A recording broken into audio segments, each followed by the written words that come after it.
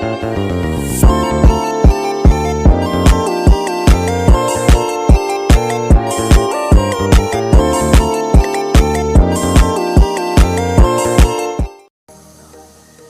teman-teman, dinamika Pancasila dalam sejarah bangsa Indonesia. Yang pertama, peran Pancasila dalam proses pembentukan negara. Pancasila menjadi pegangan utama dalam pembentukan negara Indonesia yang inklusif dan merangkul keberagaman. Hal ini tercermin dalam semangat persatuan dan kesatuan yang diusung oleh Pancasila. Meskipun terdapat beragam pandangan dan perbedaan di dalamnya. Yang kedua, periode Orde Lama.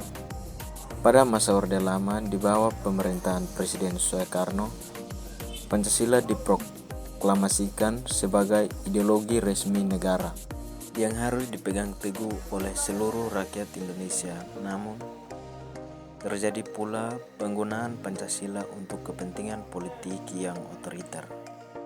Yang ketiga, masa Orde Baru. Selama masa Orde Baru di bawah pemerintahan Presiden Soeharto, Pancasila dijadikan sebagai alat kontrol politik yang ketat. Paham ini juga digunakan untuk menghambat kebebasan berpendapat dan berorganisasi, dengan menekankan pada konsep Pancasila sebagai satu-satunya ideologi. Yang keempat, reformasi dan perubahan Pancasila.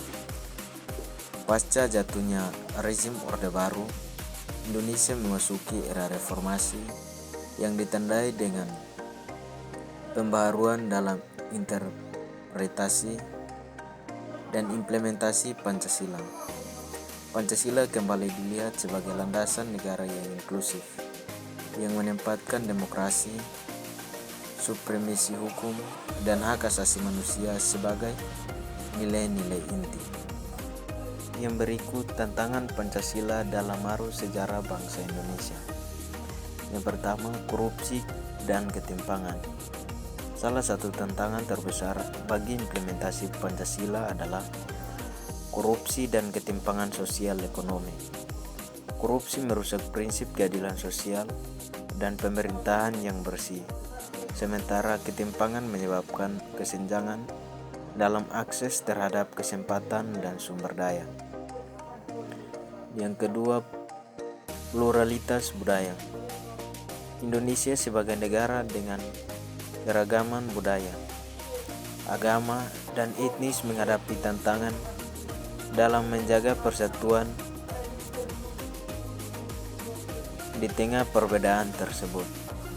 Pancasila diuji dalam konteks pluralitas budaya, di mana tantangan integrasi dan harmonisasi menjadi relevan. Yang ketiga, perubahan sosial dan teknologi. Perubahan sosial dan teknologi termasuk globalisasi dan perkembangan teknologi informasi juga mengaruhi cara masyarakat memahami dan menerapkan nilai-nilai Pancasila. Tantangan ini membutuhkan adaptasi nilai-nilai Pancasila agar tetap relevan dan konteks zaman